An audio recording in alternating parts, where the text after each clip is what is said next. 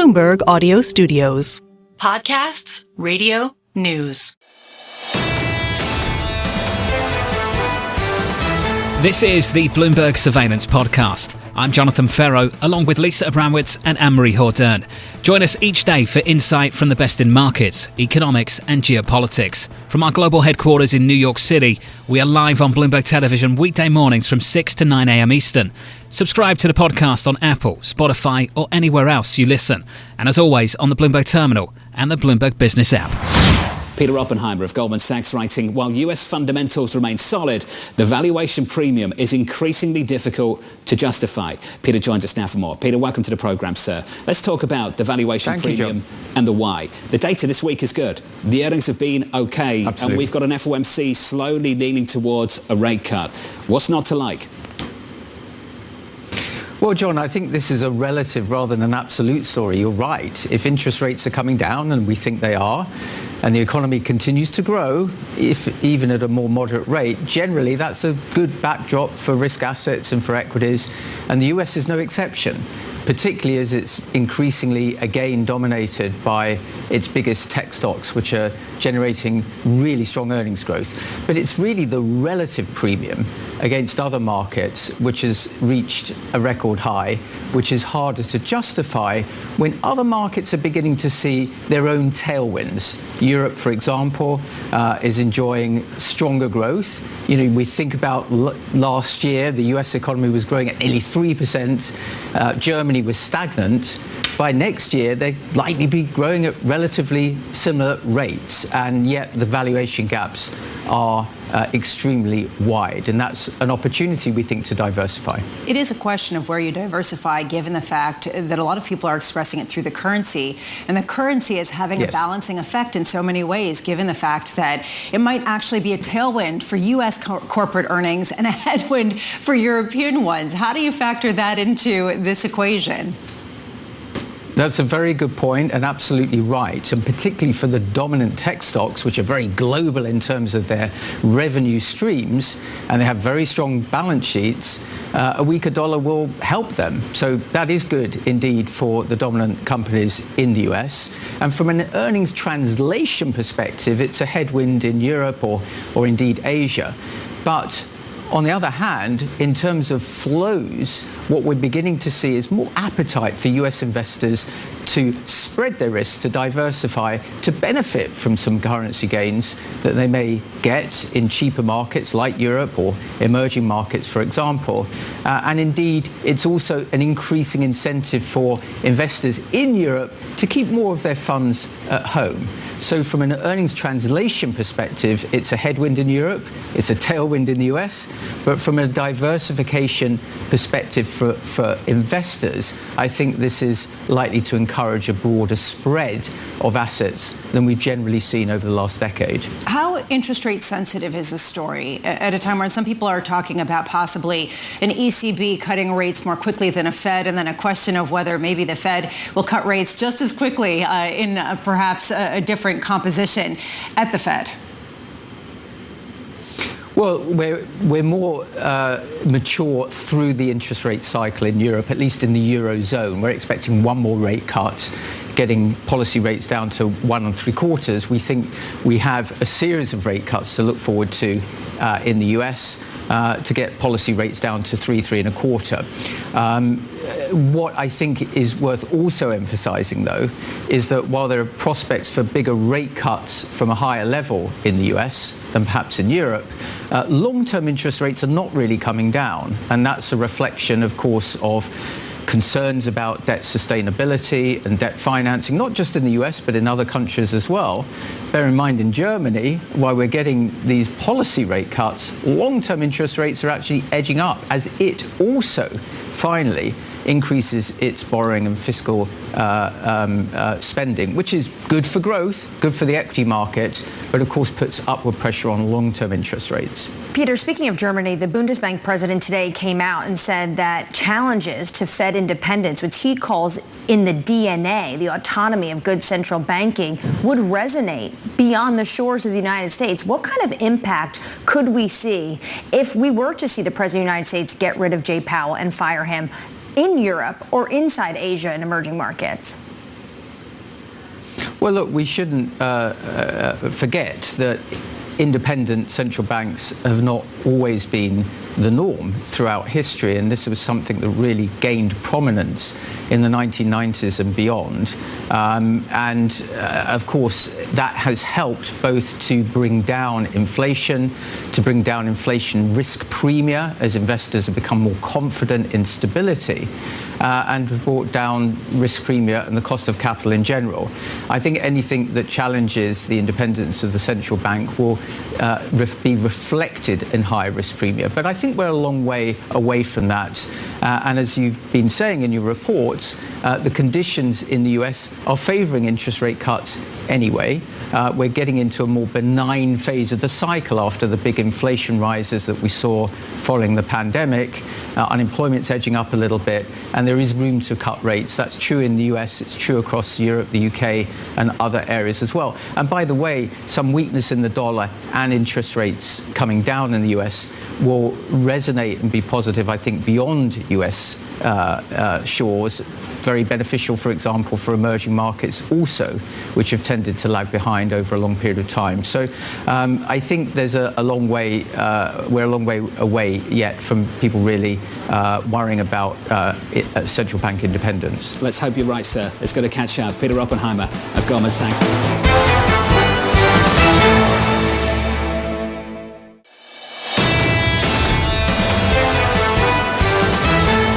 Making the case for a rate cut. Fed Governor Chris Waller telling an audience here in New York, looking across the soft and hard data, I get a picture of a labour market on the edge. Joining us now here in New York City, the Federal Reserve Governor, Chris Waller. Governor Waller, good morning. Oh, good morning, Jonathan, Lisa, Anne Marie. Nice to be here. It's good to see you, sir. Let's talk about why we're losing the luxury of waiting. Have we lost that already? No, I think we haven't. Like I said last night, the headline numbers for the labor market, what we're seeing are okay, but it's like when you get underneath and start looking at the data, the private sector is not doing as well as everybody thinks it is.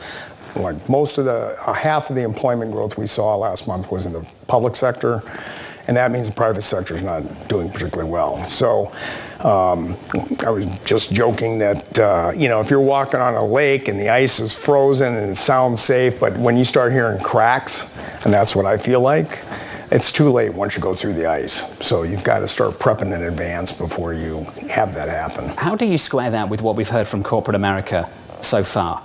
What corporate America has told Lisa, sitting down with Scott Kirby of United Airlines, talking about a rebound in the second half. What we've heard from the big banks so far this week. How do you square what you're seeing in the data with what we're hearing from CEOs? Yeah, I mean, when I talk to CEOs, I get the same thing. We're in just hold pattern in terms of certainly the labor market. They're not hiring, they're not firing, they're just watching. And that's kind of what you see in this underlying private sector data. There's not much happening. So it wouldn't take much to sort of tip it. Now, could I be wrong? Absolutely. I mean, last year we got a couple of weak labor market reports that led us to cut in September, and then everything kind of reversed and went back up. So I'm not saying that couldn't happen again. But it's just we've constantly seen little bits of data continually coming down. The Beige Book yesterday came out. Some other stuff we get out of the JOLTS, quits rates, hiring rates. These things are not indicating a super healthy private sector labor market. As you know, you're facing potentially, and I stress potentially, negative supply shocks on both sides of the mandate. I want to sit on the labor market just for one further note. Immigration. How are you thinking about that when you look at a labor market at the moment? When we have people coming on the program, on Bloomberg Surveillance, on Bloomberg TV, every single morning, 6 till 9, coming on here and saying, look at the data, unemployment could stay at these levels even with job gains of 50 to 100,000 because of tighter immigration. How does that factor into your thinking as you look at the US labor market? Well, yeah, the labor market doesn't necessarily have to be affected by it, because if workers flow in and they get jobs at roughly the same rate as the existing workers, the unemployment rate doesn't change even though the labor force is higher. And when they go back out, the same thing happens. If they leave the employment and leave the labor force, you don't see a big change in the inflation rate. Now, it can potentially affect the break-even rate that you would need to have the market going well.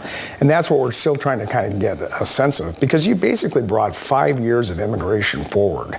And, of that 8 or 9 million, most of them haven't disappeared. So they're still here somewhere. And whether they're going to work, they're not going to work, but they're still here.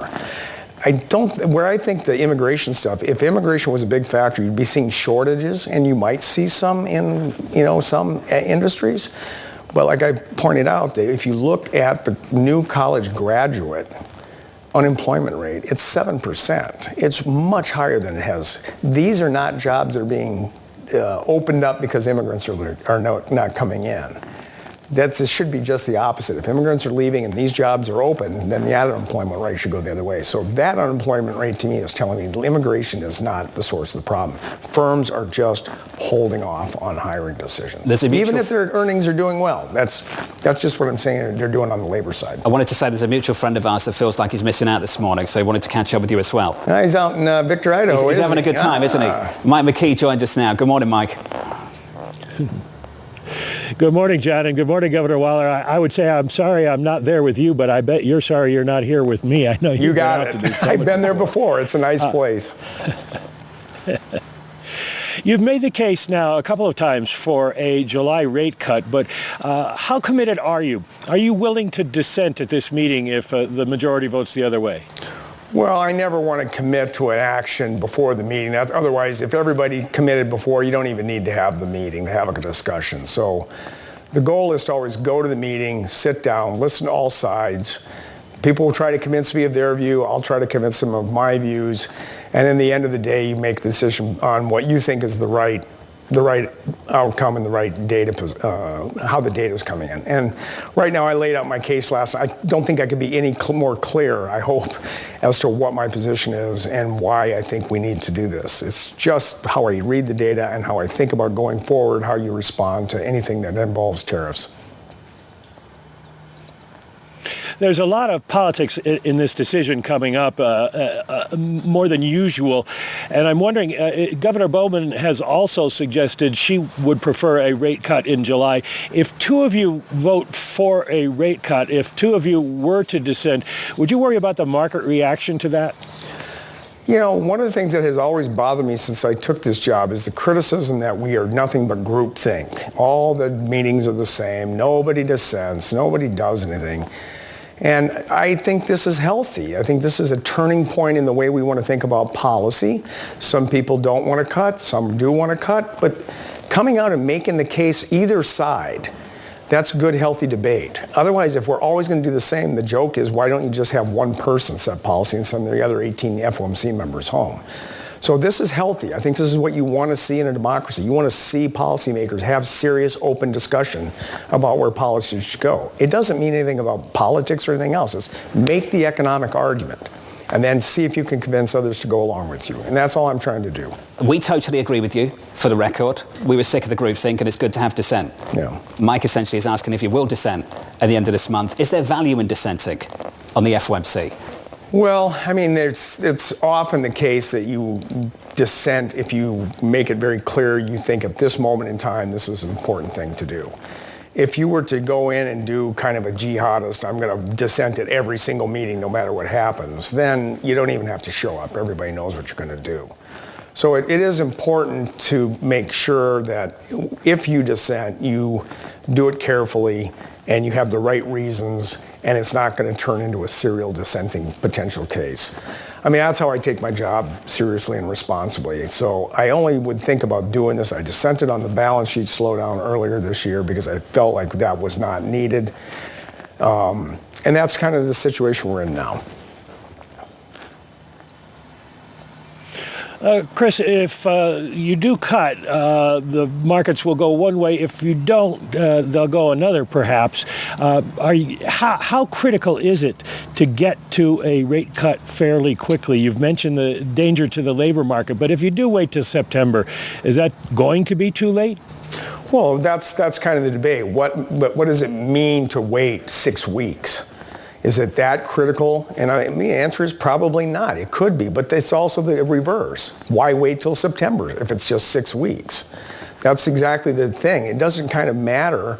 Just start thinking about, do I want to wait and risk something happening? This is what we saw last summer, by the way.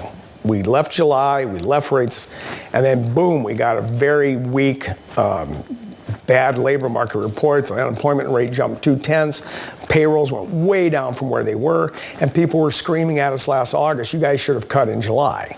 So 1 month it always is 1 month. Just remember that, it's just 1 month. But we live in a world in which we have to respond to real-time data to kind of sense of where the economy is going. And I've always said if you worry about long and variable lags, which everybody always talks about, the whole point of that is to get ahead of it, not wait for it to happen, and then take a policy action that takes quarters or months down the road to actually have any impact. The new worry is tariffs. We've just had a 6-minute conversation with you about monetary policy. You've built a case for lower interest rates, and no one's talked about trade or inflation. 2 assumptions in your speech yesterday, and I think they're important assumptions. A large share of tariff increases won't be passed through to consumers. Any increase would fade over the next year or so. What data underpins that conclusion? Well, one, it's just economic theory. So you put on a tariff, as long as it's a one-time tariff and that's it, that's a one-time price effect. I mean, this is economic theory. You could not get in any serious economic model persistent inflation from that. You would have to cook up some other amplification mechanisms, and that's what people talk about. Wages will start going up and everything will get out of control. You're not seeing that at all. This is just not, those kind of amplification mechanisms or wage price spirals aren't happening. Tariffs are a tax, and in public finance you learn that you may levy a tax on a firm, but who bears the incidence or the burden of that tax? It can be a group of people or one person, not necessarily the firm. So this is what I've heard from a lot of firms. If there's a 10% tax, they'll force their suppliers to eat some of that cost. Workers may eat some of that cost in terms of less hiring and things like that. The firm will take it out of their profit margins. And then lastly, some of it will get passed on. And as I mentioned last night, I've heard this for months now. Like the rule is 10%, it's roughly, rule of thumb is a third, a third, a third. Suppliers will eat a third, firms will eat a third, consumers are going to eat a third of that tariff. So if you eat a third of it and it's 10%, like I've been arguing, this is like 3/10 on the inflation rate for a few months, and that's it. And it'll persist if you do 12-month over 12-month. That base effect will not go away for a while, and then it'll just drop off a cliff. So that's why I've been arguing you want to look at like 3 months and 6 months to see if these tariff effects pop up and then go away. And so that's more critical than looking at 12 months. Yes, but the way the president is putting these tariffs on might not match up with theory, Chris. The Smoot-Hawley tax was passed and came into effect on a certain date.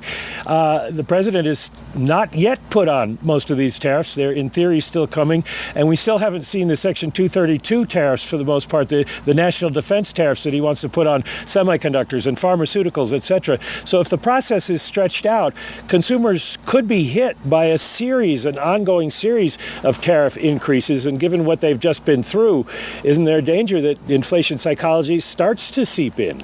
Well, that's exactly the point. All my examples, Ben, is if you put the 10% uniform tariff on and keep it roughly in that range, then what I've described is what will happen. If there's constantly a sequence of higher and higher and higher tariffs, then you are going to get this rolling potential impact on prices. That's true. If it's still just a question of delaying it, that doesn't change my argument. Whether you see the spike in July or it happens in June or August or September, when it happens is irrelevant for the economics. That's a non-starter of an argument. Firms could also just spread it out in smaller increments over several months. The total effect still ends up being the same. They just get there in a later fashion, and it'll be smaller amounts. So the bigger thing is if we just continually get another wave of tariffs, another wave of tariffs, another waves of tariffs, that's when things become more problematic, thinking about what's going to happen with inflation. You don't think the Federal Reserve should wait? I just want to talk about the experience of last year. I think Lisa's done a fantastic job of covering this over the last 6, 7, 8 months. The move we saw last year, 100 basis point reduction in interest rates on Fed funds, and then we saw a corresponding move of 100 basis points higher at the long end of the yield curve. Yields down did not happen. It was yields up and mortgage costs up as well. How do you think one informed the other? And how might that shape your approach to cutting interest rates this time around? Well, I think last September there was a lot of, remember, the long-term rates were going down through August and early September. This was not any contradiction of what we were doing. It's just after the September meeting, the data just came back in the opposite way. Growth was up, productivity was up, employment suddenly took back off. And then you have real growth expectations being much higher. We were seeing productivity growth and GDP growth of close to 3%. So in that case, long rates go up anyway. So it's not necessarily there was some counter reaction to what we were doing. I never saw inflation expectations adjust that caused all this. You don't think it was the market questioning your commitment to the inflation mandate? If it would have been, you'd have seen it in inflation expectations in the market, not the Michigan thing.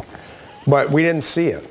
I mean, inflation expectations stayed fairly anchored all through this rise. So I think the increase in long rate was just all the data was coming in for a better, stronger economy than we thought it was going to be in September. That's fine with me. You know, sometimes you're going to do these things taking a shot that I want to make sure we don't have a hard landing. And as I said, with any kind of an insurance cut, sometimes you don't need the insurance. It didn't work out. But that doesn't mean you go back and say, oh, that was a stupid decision to make. Market-based expectations of inflation. Let's sit on this. There are clear and obvious threats to the central bank's independence right now. Every single day on this program, we're quoting the president, calling the chairman too late, and going after lower interest rates. And I think a way that you and I can have this conversation without addressing those calls directly is to think about what's happening with inflation expectations. Do these threats threaten to de-anchor market-based inflation expectations? And is that something you and the committee might become increasingly sensitive to in the months to come? Well, like I said, I look at after the tariffs came on, everybody was worried about de-anchoring expectations, particularly after some of these Michigan surveys came out. But when I always look at the market-based expectation, because people have money in the game. Firms are making decisions on what their chief economists are saying. And if those things are wrong, they're going to lose a lot of money. So I've always paid more attention. I haven't seen much in the way of market expectations being unanchored in any ways you want to measure them, any forward. Now, in the near term, of course, they might go up because you would see inflation in the short term. But in the longer term ones, I'm not seeing it. So either the market is just dismissing all of this as chatter and noise, or at some point if something happens such that it becomes much more serious, then you might see a discrete jump. And then that's going to be a problem for everybody. One of the questions that we get all the time, Chris, from people on Wall Street is, or one of the posits they make is that all this criticism of the Fed is hurting Fed credibility, and that the next chairman's going to have a tough job because there are going to be expectations for the next chairman set by the White House rather than by the economy. Do you feel that inside the building? No, to be absolutely honest, we just do our job every day. I go in, I just focus on my work on monetary policy, payments, and oversight of the reserve banks. That's what I do. I let this stuff go and then just try to focus on my job. And I think that's how all of us are proceeding with this. I mean, at the end of the day, the president, whoever they choose, you're going to have somebody that has credibility with the markets, or you will see, as Jonathan was just talking about, you're going to see inflation expectations spike. You will not get lower interest rates. You will get higher interest rates. This is well known. We've seen this everywhere around the world when this happens. And I know Scott Bessent knows this. So this is not something that is lost on anybody. You've been nominated by this president for the seat on the board. Yes. You were previously director of research for Jim Bullard way back then. Is it a position you would like? Is it something you would like to do in the future? Look, in 2019, the president contacted me and said, would you serve? And I said yes. If the president contacted me and said, I want you to serve, I would do it. But he's not contacting me. We'll see if he does. If he says, Chris, I want you to do the job, I'll say yes. But he's not talking to me, so that's it. It's a hypothetical that might change, sir. It's good to see you. We appreciate your time. All right, thanks. You've been very generous with it. Thank you very much. The Federal Reserve Governor there, Christopher Waller. Mike McKee, thanks as well to you, sir, as always.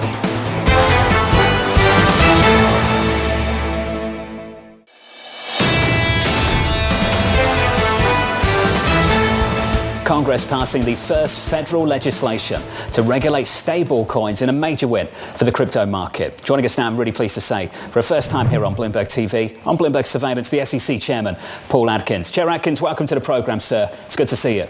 Well, Good to see you. Thank you very much for having me. Well, thank you for being here. Before we get into it, I wanted to offer you the opportunity, sir, to talk about your philosophy in this seat versus what came before you and the difference maybe between deregulation and just innovation. Well, thank you very much. We are out to, obviously change direction at the SEC, and I think we've already done that here in my first 2.5 or so months at the agency. But we're moving away from regulation through enforcement and uncertainty in the markets, especially with respect to cryptocurrencies and digital assets in general. And we're looking to set firm, clear rules of the road for people who are operating in that environment so that innovators can innovate.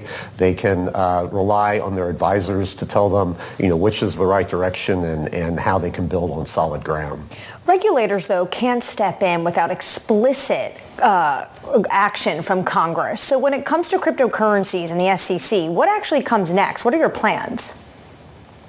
Well, so even before I got to the SEC, Hester Peirce, who's one of the commissioners, and she used to be my counsel when I was a commissioner back in 2002 to 2008, was in charge of a crypto task force that we're calling it, and they are focusing on making clear rules for the industry. So, for example, things like meme coins and stable coins that was just the subject of the bill that was passed yesterday are not securities, and before that was not necessarily clear. And so that's an example of how we're trying to put people at ease in the marketplace so that they can innovate and they can move forward with their plans and not have to look over their shoulder. When you were talking to reporters yesterday after the passing of this legislation, I believe you'll be at the White House today with the president when he signs it, you said the SEC is considering a, quote, innovative exemption from regulations to incentivize tokenization. What does that exactly mean, innovative exemption, and how long does this process take? Well, it'll be an iterative process, and right now we are working on setting forth different things that can, again, make it clear for people in the marketplace, which way is the true north for them, let's just say, so that they don't have to worry about falling off the ditch and, falling into the ditch and getting in trouble with the regulators. And so part of that will be working with our colleagues at the other regulators, and especially the Commodity Futures Trading Commission. But let's just say that as we go forth and as we interact with the marketplace, we've had 5 roundtables now looking at various aspects of the digital asset space. So we are working hard at coming up with guidance and rules, and we'll use every tool in our toolbox to help people understand what is, how to stay out of trouble, basically. Chair Atkins, one of the big concerns is that a number of the stablecoin issuers are not going to have the sufficient number of hard currency reserves on hand to really back those notes in a way that is as advertised. How are you prepared to really counter that? Is that something that's in your list of concerns that the SEC is going to be monitoring?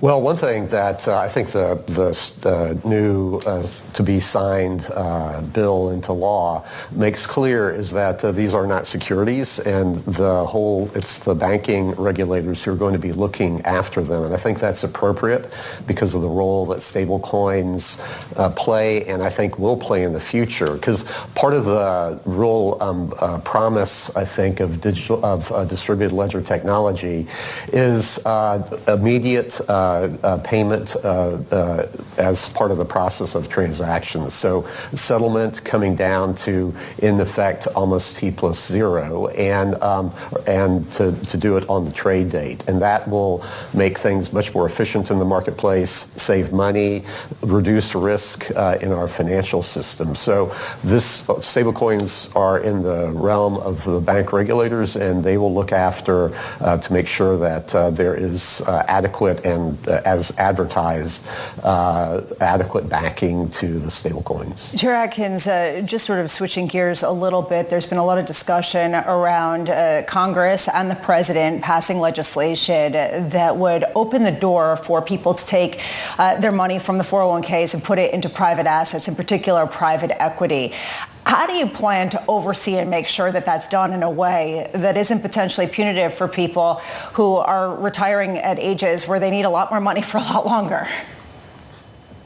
Well, on that issue, we've heard a lot of input from both the investors who want access to the private markets and to those sorts of products, and obviously from the people who are producing the products who are out to meet that demand. So, but we have to do it carefully, I think, because of course the private markets are a lot different than the public markets. Their liquidity is not the same. There are all sorts of things for people who are not aware of the rules of the road where they could get hurt. And so we will work very closely with our counterparts at the Department of Labor who have oversight over RISA accounts to make sure that that we have appropriate guidelines around these various products. And they're really for, of course, long-term investment, especially private equity and things like that. So we have to do this in a smart way so that individual investors are not inadvertently into something that they didn't realize what they were getting into. Well, speaking of 401k retirement plans, would you allow crypto into retirement plans? Because the Financial Times is reporting that we could see an executive order from the administration as soon as today allowing alternative investments into retirement plans. Well, again, I think that, disclosure is key and that people need to know what they're getting into. So things like that are not for everybody. And so especially in retirement plans. So I look forward to whatever may come out from the president as far as direction goes. But we need to address it because there is a demand out there for these sorts of products. And the government should not stand as a blocking agent for those sorts of things, but we need to enable it in the proper way with proper guidelines and proper disclosures. Chair Atkins, you run an independent agency. So does Jay Powell. I would love to know, are you under any pressure from this White House? And what would be your advice to Jay Powell? Because it seems like you have a better relationship with President Trump.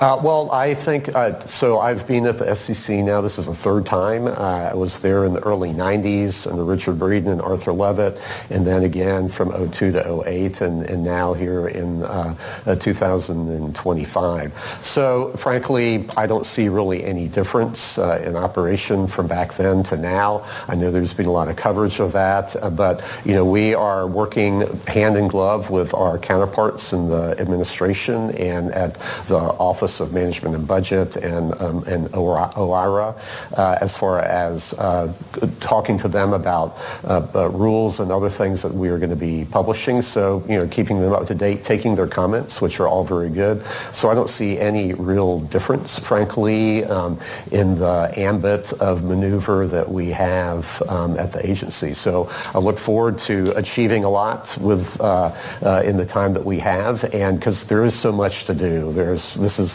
what I like to call deferred maintenance that we have to address, and so we are moving, I think, at a very quick pace, and so the rest of this year, I think, we'll be churning things out and moving in a different direction. Hopefully this is a start of an ongoing conversation. Appreciate your time, Chair Atkins. Thank you, sir. The SEC Chair, Paul Atkins there, down in Washington, D.C.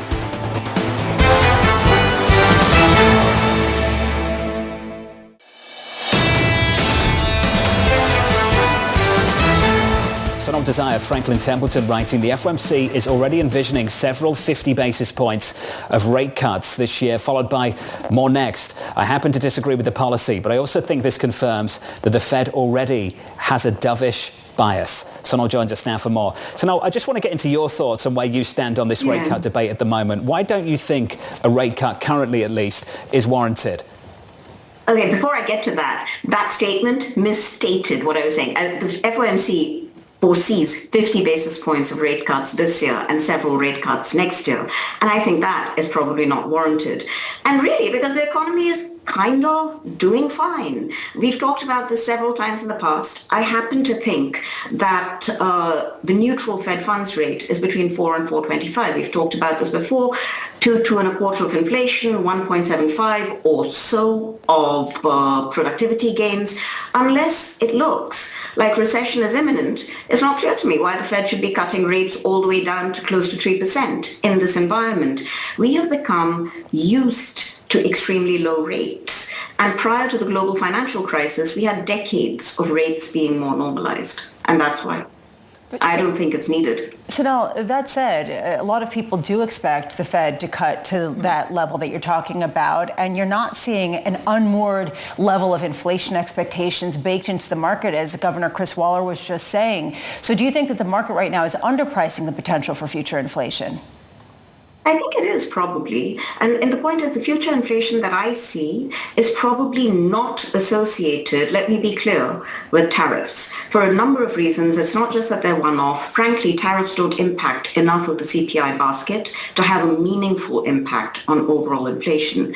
The real reason is fiscal policy remains very loose, monetary policy is not particularly tight, and we aren't seeing unemployment do terrible things. Wages aren't doing terrible things. This is an economy which remains in relatively good health right now. And that's why I think we aren't seeing the pressures. What brings inflation down? Let me turn it on its head and say from its current levels, which, by the way, are 50% higher than where the Fed needs inflation to be, what brings inflation down? Well, I don't see very many factors. One thing that people argue is you are seeing, I don't know if it's cracks in the labor market, but a sign that private employment really is coming down. And you saw that really in the last non-farm payrolls report, which is what Governor Waller was talking about. But you're hearing companies say this as well, that they don't have the same kind of pricing power that they did in the direct aftermath of the pandemic. So at what point will that pushback that you're seeing from the consumer act as a check, and something that really is consistent with what we're hearing from corporate executives?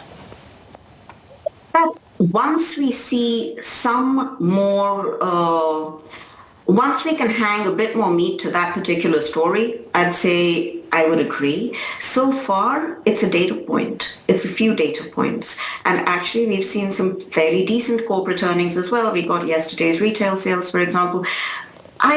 I really don't know that we're at the cusp of something dramatic happening to this economy.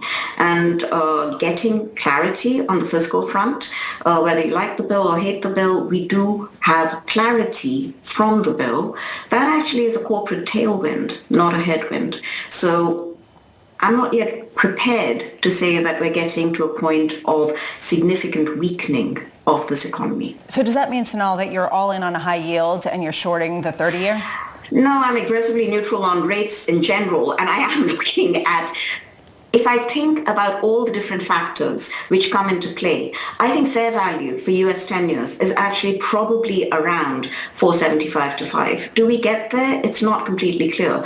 Weirdly enough, actually, after being concerned about fiscal for so long, I think something that people might be underpricing is that if tariffs go through anywhere close to the level we've seen so far this year, we actually have an additional source of revenue which has not been factored into anybody's calculations. And it's quite substantial, actually, the type of revenue which is coming in. So there are lots of unknowns here. I think that the spreads we're seeing on high yield are extremely tight. That's very clear. I think you need to be very careful. So it's not that I'm all in. I'm just looking at this and waiting for some volatility to continue to pick up interesting credits in interesting places. I don't think you can buy any indices, which you would do if you were all in and spreads were enormously attractive. So now, you also think the markets are just overhyped when it comes to the controversy between Trump and Powell. Are you willing to close that door then about the White House and Trump potentially firing him? You just don't think it's going to happen at all? It's not a question of happening or not happening. I don't think it matters, is my point. You would get volatility if he fired Powell for cause, if some of the current controversy results in something meaningful, which I'm doubtful about, but supposing it does, and supposing Powell is fired. I would just note, what exactly is it that we're all terrified about? An enormously dovish Fed chair? Can I ask everyone on the program today, who was our last hawkish Fed chair? Let me tell you, it was Paul Volcker. You have to go back 50 years, yeah? So let's not act as if getting a dovish Fed chair is something none of us have ever encountered. I give you Janet Yellen. I give you Jay Powell, who actually did preside together with the supremely dovish Fed over one of the biggest policy errors that we've seen in a very long time. That policy error was not to be overly hawkish. It was to be overly dovish. So I think when I say it's being overhyped, it is this notion that somehow we're going to get someone truly beyond the pale who is going to come and knock monetary policy completely off course. It's 12 members who get to dissent or not to dissent. I think that the institution has a certain amount of credibility, and no incoming Fed chair, who, by the way, survives this administration and whose term will run into the subsequent administration, would like to have his legacy fall under that footnote that Arthur Burns has in the annals of the Fed. You ever seen that scene of a bunch of football fans watching the game and they score, and then all the beers get thrown into the air?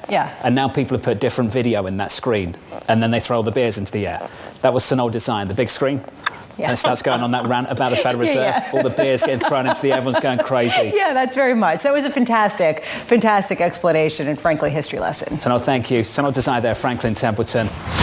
This is the Bloomberg Surveillance Podcast, bringing you the best in markets, economics and geopolitics. You can watch the show live on Bloomberg TV weekday mornings from 6 a.m. to 9 a.m. Eastern. Subscribe to the podcast on Apple, Spotify or anywhere else you listen. And as always, on the Bloomberg Terminal and the Bloomberg Business app.